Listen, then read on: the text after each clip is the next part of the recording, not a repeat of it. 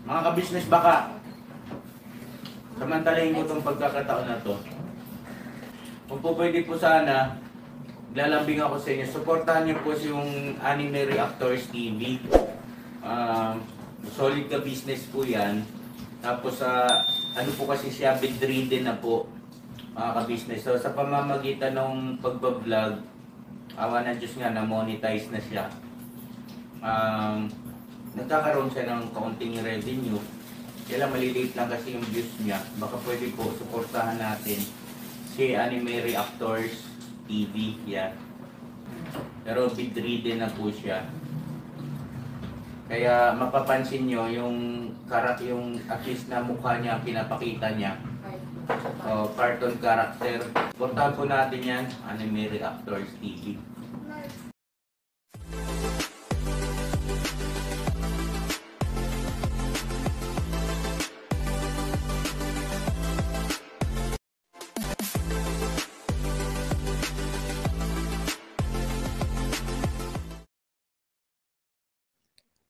Hello guys, mapagpalang araw po sa ating lahat. Narito pong muli ang inyong lingkod, Anime Reactors TV.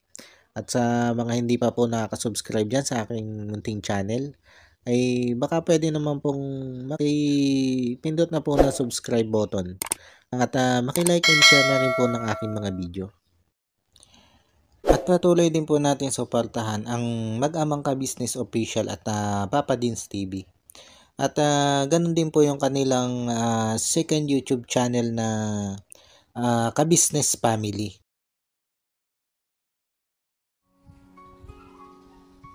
Yun, panibagong araw, panibagong reaction ulit po tayo mga ka-business, mga kapapi.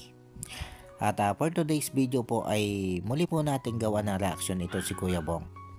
Hinggil nga po dito sa pagsasabi niya dito kay Laka Business na siya nga po daw ay muling magbabakasyon. At sinamantala na rin ni Ka-Business itong pagsasabing ito ni Kuya Bong na siya magbabakasyon para kausapin nga po ito ng masinsinan. Patungkol nga po dun sa pag-absent dito ng halos 1 linggo na naman. At dito po kasi sa pag-absent na ito ni Kuya Bong ay may mga bagay na inamin ito si Kuya Bong. Katulad nga po ng pagbebenta ng kanyang bike sa halagang 3,000. At ganun din po yung pag-amin niya dito kay Ka-Business na hanggang sa ngayon ay gumagamit pa nga po siya ng ipinagbabawal na gamot. Pagamat ang sinabi niya dito kay Ka-Business ay paminsan-minsan na lang niyang ginagawa yon. Pero yun nga po, ang masakit na katotohanan doon ay gumagamit pa rin siya. At ito nga po mga ka-business, mga kapapi, pinagsabihan siya dito nila Ka-Business kasama yung kanya mga kapatid na kagwang patungkol nga po dun sa mga mali na naman niyang ginagawa o dun sa pagbalik na naman niya dun sa dati niyang gawi o dun sa kanyang dating gawain. Na sabi ko nga po dun sa isa kong reaction na video ay may 2 buwan na ito na nakitaan natin ng tuloy-tuloy na pagbabago. Kaya lang ay eto nga po nitong mga nakaraang linggo lang ay eto mukhang bumabalik na naman itong si Kuya Bong sa kanyang dating gawi. O hindi lang mukha, kundi talagang bumabalik na naman po siya doon sa kanyang dating gawain. Na alam naman natin na hindi talaga makakatulong sa kanya, lalong-lalo na sa kanyang kalusugan at takbo ng kanyang kaisipan. At dito sa pagkausap ni Ka-Business dito kay Kuya Bong ay medyo may kabigatan na ang mga pananalita dito ni Ka-Business. Hindi na katulad dati na halos inaamo nito si Ka-Business itong si Kuya Bong. Kundi dito sa pagkausap ni Ka-Business dito kay Kuya Bong dito sa vlog na ito ay nakita natin na naging seryoso itong si Ka-Business at ipinaramdam niya kay Kuya Bong na siya'y galit o siya'y masama ang loob dito sa mga ginagawa ni Kuya Bong, na tila ba sabi nga ni Ka-Business ay ginogoyo na lang sila nito si Kuya Bong. At ang gusto niya mangyari dito sa paraan ng kanyang kausap na ito kay Kuya Bong ay yung medyo masindak itong si Kuya Bong doon sa paraan ng kanyang pagkausap Dahil wala na siyang ibang naiisip na paraan para kausapin ito si Kuya Bong ng seryoso at paniwalaan siya ni Kuya Bong doon sa mga sinasabi niya. Dahil pag nagbabait-baitan niya ito si ka-business, ay ang nangyayari ay parang binabaliwala lang nito si Kuya Bong ang mga sinasabi nito si ka-business. Kaya sa pagkakataong ito, ay masakit man sa loob ni ka-business na bitawan ang mga ganun salita, ay ginawa niya para sa ikabubuti nito si Kuya Bong. At pagtayo nga ni ka-business doon sa kanyang kinauupuan, ay kagad na pinaliwanagan ng mga kagwang itong si Kuya Bong patungkol nga doon sa medyo mabigat na salitang yon ni ka-business. At dito ay kita natin kung papaano naging seryoso yung mukha nitong si Kuya Bong habang siya'y kinakausap ng kanyang mga kapatid na kagwang. Nasabi ko nga, ay mukhang nakaramdam dito si Kuya Bong na tila ba hindi na siya bini-baby nitong si ka-business. At para sa akin mga ka-business, mga kapapi, ay mukhang ito talaga yung kailangang gawin nito si ka-business, ang mabigat na pagkausap dito kay Kuya Bong.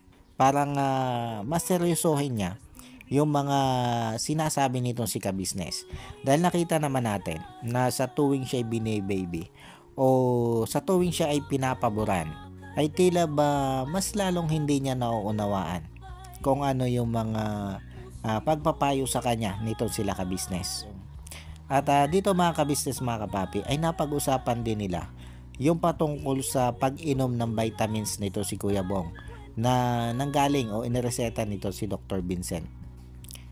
At dahil nga po sa napansin nito si ka-business na medyo naging maganda yung epekto nung vitamins na ibinigay ni Dr. Vincent dito kay Kuya Bong, kaya naman kinausap ulit ni ka-business ito si Kuya Bong kung papayag ba ito na muling ibalik nung kay Dr. Vincent para nga po maresitahan ulit ng gamot.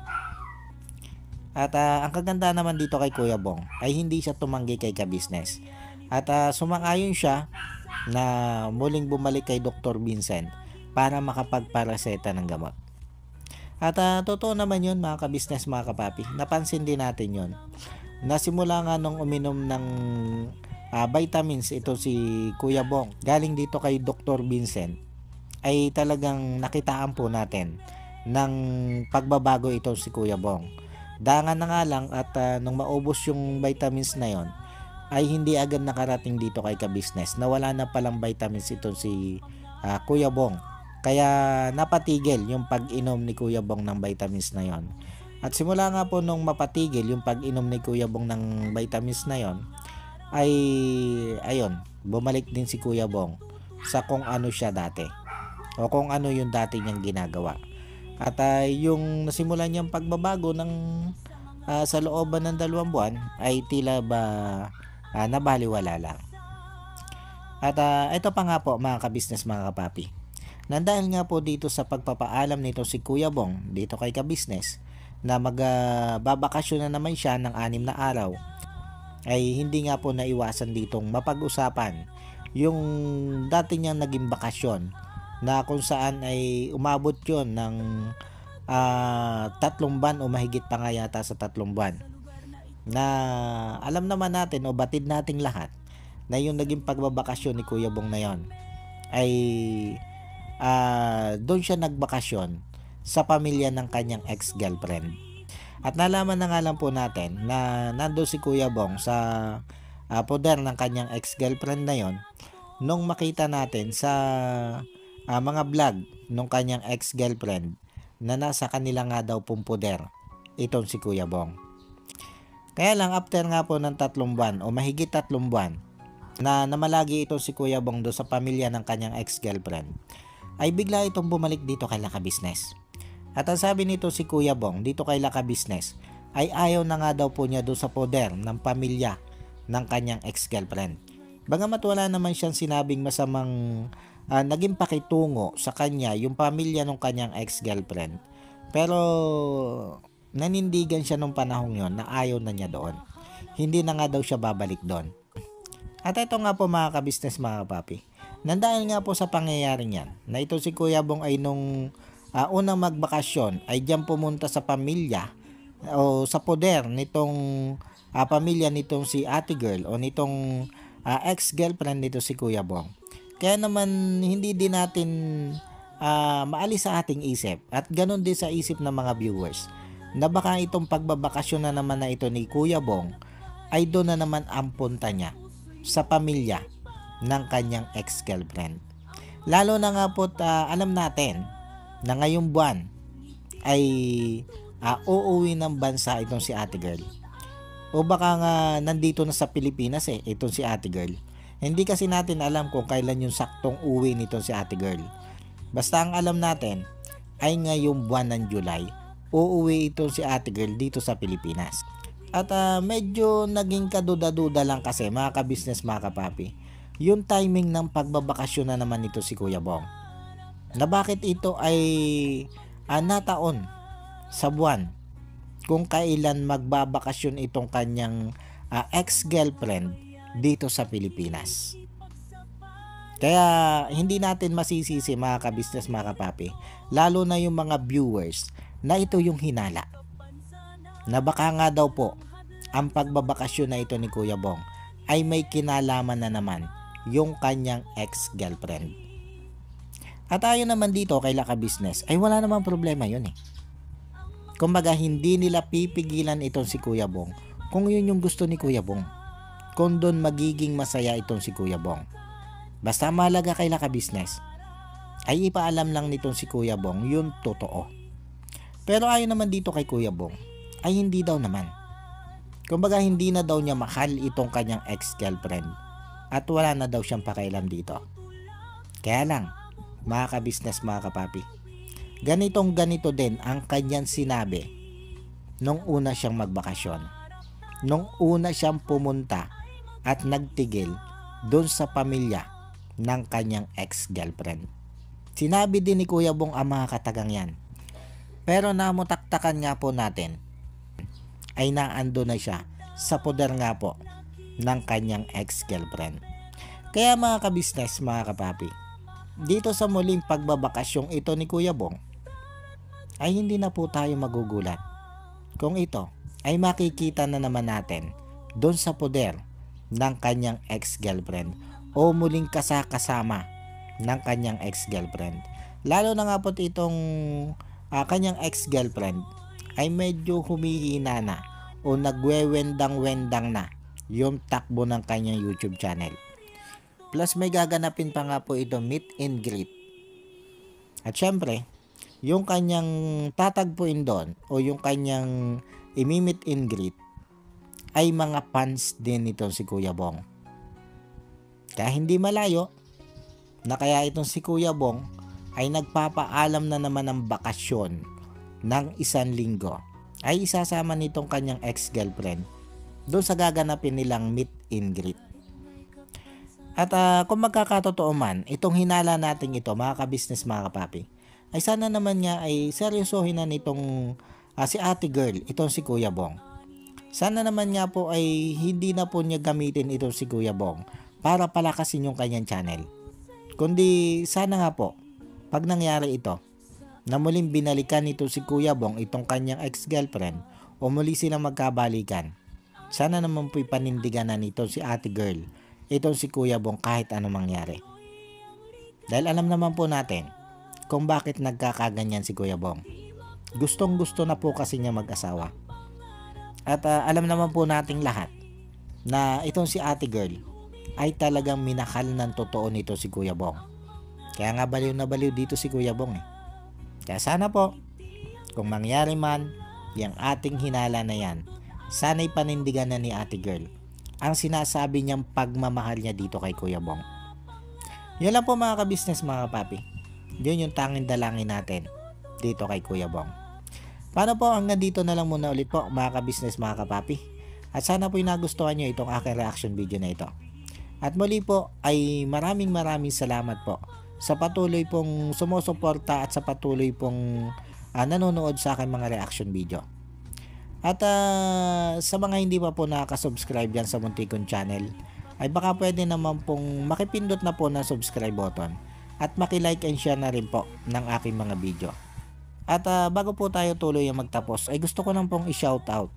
Ito sila Ma'am Nerissa ng New Jersey. Shoutout po sa inyo ma'am at maraming salamat po sa patuloy nyo pong pagsuporta at sa wala nyo pong asawang panonood sa aking mga nire-reaction ng video. Maraming salamat po ma'am. At syempre ganun din po dito kay Ma'am Elena Capillo. Shoutout po sa inyo ma'am at maraming salamat din po sa patuloy nyo pong pagsuporta at sa wala nyo din pong sawang panonood sa aking mga nire-reaction ng video. Maraming salamat po. At ganun din po dito sa ating idol na si Wakiwak TV. Shoutout po sa iyo idol. At ganun din po dito kay Jewel Channel. Shoutout po sa inyo sir. At syempre ganun din po dito sa ating mga magigiting na kagwang ni Kabisnes. Na sila Kagwang Intoy Official, Kagwang Bay Papaya Official, Kagwang Buknoy Official, Kagwang Bornok Official, Kagwang Bogi Official, at dito nga po kay Kagwang Bong Official. Shoutout po sa inyo lahat.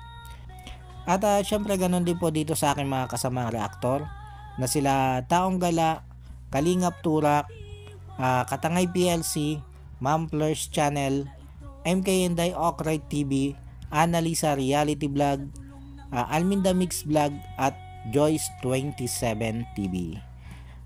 Shoutout po sa inyo. At muli po ay maraming salamat po and God bless po sa inyong lahat. Anime Reactors, shoutout po. Suportahan natin yan si Anime Reactors TV. Yan, pakisupport po natin. Siya po ay isang bedridden na mga ka-business. Check nyo po yung kanyang YouTube channel, Anime Reactors TV.